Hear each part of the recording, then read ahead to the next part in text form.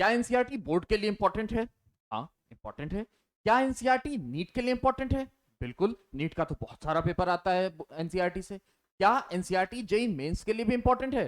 बिल्कुल, JEE mains के लिए भी एनसीईआरटी इंपॉर्टेंट है। लेकिन फर्क ये है कि बोर्ड्स के लिए पढ़ना और कॉम्पिटेटिव एग्जाम्स के लिए एनसीईआरटी को पढ़ने में जमीन आसमान का अंतर। एनसीईआरटी जब हम लोग बोर्ड्स के लिए पढ़ते हैं तो अपने को किन किन पॉइंट्स का ध्यान रखना है, एनसीईआरटी जब हम किसी कॉम्पिटेटिव एग्जाम के लिए पढ़ रहे हैं तो हम लोग को किस किस बातों का ध्यान रखना है, आइए उस पर आज चर्चा करते हैं। एनसीईआरटी दोनों ही चीजों के लिए इंपॉर्टेंट है, वो चाहे बोर्ड्स हो या फिर जेई मेंस का पेपर हो या फिर एनसीईआरटी का नीट का पेपर हो। एनसीईआरटी तीनों में बहुत महत्वपूर्ण। अंतर क्या है इसमें? तो फिजिक्स, केमिस्ट्री, मैथ्स और बायो सबकी एनसीईआरटी बहुत इंपॉर्टेंट है भैया बोर्ड्स के लिए। बोर्ड्स में अपन कंप्रोमाइज नहीं कर सकते, बोर्ड्स के लिए सब इंपॉर्टेंट है, सारी एनसीईआरटीज इंपॉर्टेंट है। लेकिन अगर अपन जेई की बात करें, अगर अपन जेई की बात करें तो जेई के लिए क्या क्या इंपॉर्टेंट है बेटा? जेई के लिए जो सीक्वेंस जनरली चलता है, वैसे तो सारी इंपॉर्टेंट है, लेकिन जो जनरली चलता है वो सबसे इंपॉर्टेंट क्या है? केमिस्ट्री। जेई के लिए सबसे इंपॉर्टेंट एनसीईआरटी कौन सी है? केमिस्ट्री, देन फिजिक्स और फिर मैथ्स। मैथ्स किस लिए? बेसिक कॉन्सेप्ट्स क्लियर करने के लिए। ये अपन एनसीईआरटी भी नहीं तो आरडी शर्मा से भी अच्छे से हो जाता है, लेकिन chemistry is very very important for JEE Mains also. और नीट के लिए तो सबसे इंपॉर्टेंट कौन सी है? बायोलॉजी। सबसे इंपॉर्टेंट कौन सी है? बायोलॉजी। इसके बाद आई थिंक सिंबल्स हम लोगों ने उल्टे बना दिए ना।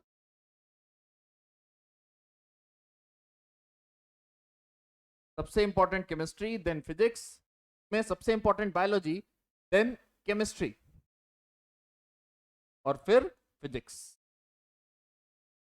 एक बात मैं आपको बोलना चाहूंगा बेटा, अगर आप नीट का पेपर दे रहे हैं, अगर आप नीट के लिए तैयारी कर रहे हैं, तो आप ना तो फिजिक्स की एनसीईआरटी को मिस कर सकते हैं, ना तो केमिस्ट्री की एनसीईआरटी को मिस कर सकते हैं, और बायोलॉजी की एनसीईआरटी मिस किए तब तो पेपर ही मत दो, नहीं होगा फिर। तो इसलिए एनसीईआरटी तो मिस करना ही नहीं है। लेकिन सर फिर वही बात आती है कि एनसीईआरटी किताब सेम है, थियोरी सेम है, सब कुछ सेम है, क्वेश्चंस भी सेम है, तो फिर कैसे अलग अलग पढ़ें? इसके लिए बेटा एक छोटा सा एग्जांपल आप लोगों के लिए लेकर के आए हैं हम लोग। ये एक एनसीईआरटी का पेज है, ये एक एनसीईआरटी का पेज है। इससे ये दो तरीके के क्वेश्चंस निकले हैं इसी पेज से। ये एनसीईआरटी का कौन सा पेज है? क्योंकि मैं केमिस्ट्री का टीचर हूं, मैं केमिस्ट्री के बारे में बात ज्यादा अच्छे से करना पसंद करूंगा और ज्यादा अच्छे से शायद आपको एक्सप्लेन भी कर पाऊंगा, इसलिए केमिस्ट्री का एक पेज लेकर के आए हैं। केमिस्ट्री का एक ये हेलो एल्केन्स हेलो एरीन्स का पेज है। कौन सा पेज है बेटा? फिजिकल प्रॉपर्टीज का पेज है। ठीक है, फिजिकल प्रॉपर्टीज का पेज है। इसी पेज से, इस पर्टिकुलर पेज से हमको ये 3 क्वेश्चंस मिले हैं जो बोर्ड्स के लिए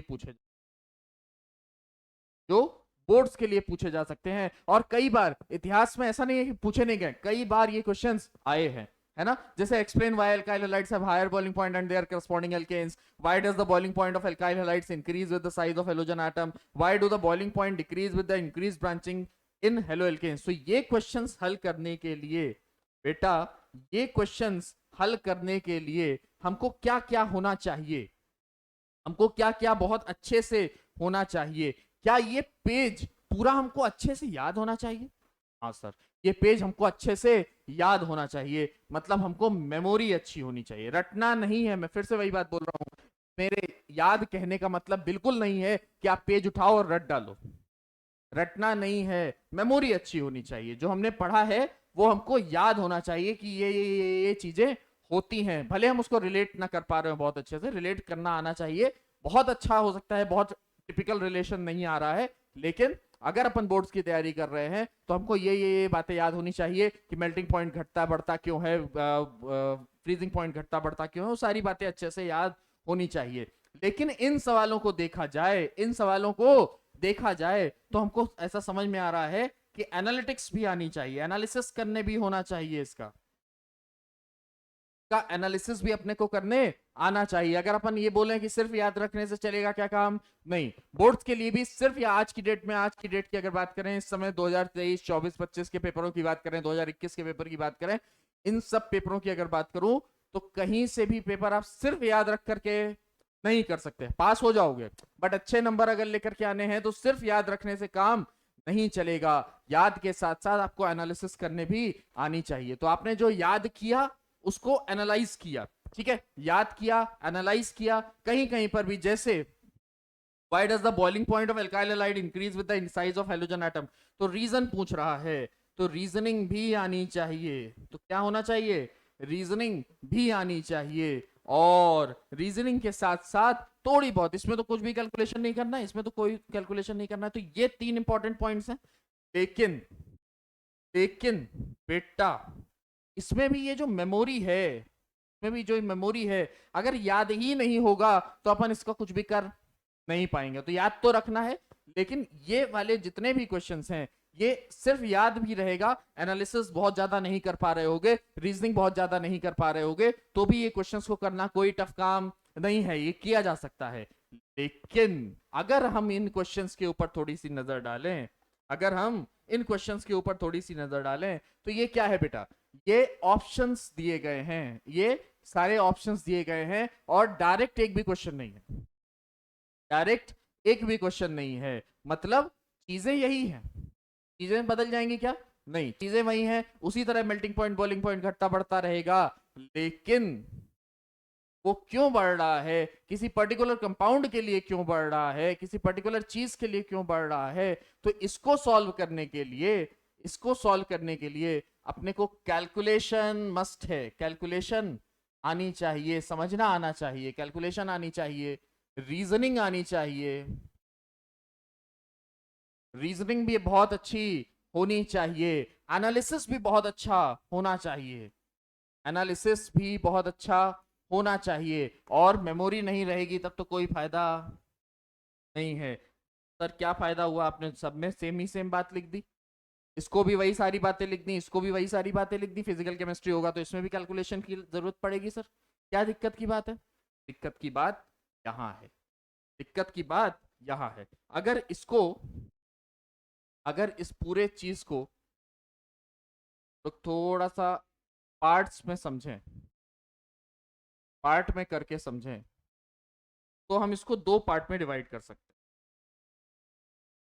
तो अपन 2 पार्ट में डिवाइड कर सकते हैं, for boards and for competitive exams. अगर हम स्टार रेटिंग करें, पहले सारी बातें लिख लेते हैं कि अपने को मेमोरी चाहिए, कॉम्पिटेटिव एग्जाम के लिए भी अपने को मेमोरी अच्छी होनी चाहिए, कोई इसमें शक वाली बात नहीं है, मेमोरी दोनों में ही चाहिए, ठीक है। कैलकुलेशन, इसमें भी अच्छा कैलकुलेशन के बाद अपन बात कर रहे हैं रीजनिंग की, रीजनिंग की और एनालिसिस की, और एनालिसिस। तो बेटा एक बात समझो, अगर अपन इसको स्टार रेटिंग के तरीके से रखें तो कॉम्पिटेटिव एग्जाम के लिए मेमोरी बहुत बहुत बहुत बहुत बहुत बहुत इंपॉर्टेंट है, कॉम्पिटेटिव एग्जाम के लिए मेमोरी बहुत बहुत बहुत बहुत बहुत इंपॉर्टेंट है। अगर मेमोरी नहीं होगा, मेमोरी ही होगा, सिर्फ मेमोरी नहीं होगा तब तो कोई बात ही नहीं है, बट अगर सिर्फ और सिर्फ बोर्ड एग्जाम के लिए अच्छी खासी मेमोरी है, अच्छे खासे जो हमने पढ़ा है वो हमको अच्छे से याद है, अच्छे से समझा हुआ है, अच्छे से हम उसको लिख सकते हैं, लिखने की शक्ति हमारी अच्छी है, तो भी हम बहुत अच्छे नंबर बोर्ड्स में पा सकते हैं, इसमें कोई शक और संशय वाली बात नहीं है। लेकिन आपने चाहे जितना अच्छा याद कर लिया हो, चाहे जितनी आपकी अच्छे लिखने की क्षमता हो, लेकिन आप कॉम्पिटेटिव एग्जाम में सिर्फ मेमोरी से पास नहीं हो सकते, कट ऑफ क्रॉस नहीं हो सकता सिर्फ मेमोरी से। ये मैं लिख के दे रहा हूं आपको, 8 साल के एक्सपीरियंस के साथ, 10 साल के, 8 साल का कोचिंग का एक्सपीरियंस और 10 साल का पढ़ाने का एक्सपीरियंस लिख के मैं आपको दे रहा हूं इस बात को, कि आप कोई भी कॉम्पिटेटिव एग्जाम सिर्फ मेमोरी के बेस पे कट ऑफ क्लियर नहीं कर पाओगे, कतई नहीं कर पाओगे। जेई मेंस या फिर नीट के पेपर को करने के लिए आपको कैलकुलेशन स्किल्स बहुत अच्छी होनी चाहिए, कैलकुलेशन स्किल्स बहुत अच्छी होनी चाहिए। अब वो अच्छी कैसे होगी सर, हमको तो कैलकुलेशन बहुत अच्छी नहीं आती है। उसके लिए बेटा एक अलग वीडियो बनाया है, आप जरूर देखिएगा। अगर आ गया होगा तो ठीक बात है, नहीं तो कुछ दिनों में आ जाएगा। रीजनिंग अगेन बहुत अच्छी होनी चाहिए, ठीक है। कैलकुलेशन से भी ज्यादा अच्छी क्या होनी चाहिए, रीजनिंग। कई बार क्या होता है, कई क्वेश्चंस ऐसे होते हैं जिनमें कैलकुलेशन करने की जरूरत ही नहीं पड़ती है। रीजन, किन रीजंस की वजह से ऐसा हो रहा है, उस रीजन से ही आंसर निकल आता है। और last but not the least, analytical skills, analysis करने आपको बहुत अच्छे से आना चाहिए। बहुत सारे कॉम्पिटिटिव एग्जाम्स में ऐसे क्वेश्चंस आते हैं जिनको आप पढ़ेंगे, एनालाइज करेंगे, कंपेयर करेंगे और आपको सही आंसर दिख जाएगा। लेकिन इसी का उल्टा जो बोर्ड्स के लिए हैं, इसमें कैलकुलेशंस आपको थोड़ी कम भी आएंगी तो चलेगा। एग्जांपल लेता हूं, कैसे फिजिक्स का कोई क्वेश्चन अपन कर रहे हैं, कोई दिक्कत वाली बात नहीं है। मान लो कूलम्स लॉ का कोई क्वेश्चन है, हमने फॉर्मूला अप्लाई किया, लेकिन फाइनल सॉल्व नहीं हो रहा है, फाइनल सॉल्व नहीं हो रहा है, क्या अपन फ्रैक्शन में रख देंगे तो गलत हो जाएगा क्या, नहीं होगा। अपन फ्रैक्शन में रखेंगे तो भी सही आंसर उसको माना जाएगा। अगर कोई बहुत टिपिकल कैलकुलेशन है जो कैलकुलेट नहीं हो पा रही है, हमसे नहीं हो रहा है, हमको नहीं आता कैलकुलेट करना, हमसे नहीं हो पा रहा है वो कैलकुलेशन, लेकिन हमको पता है कि ये कैसे होगा, तो अपन कॉन्सेप्ट वहां पर सही कॉन्सेप्ट्स लिखेंगे तो भी अपने को पास कर दिया जाएगा, हम लोग अच्छे नंबरों से पास हो सकते हैं।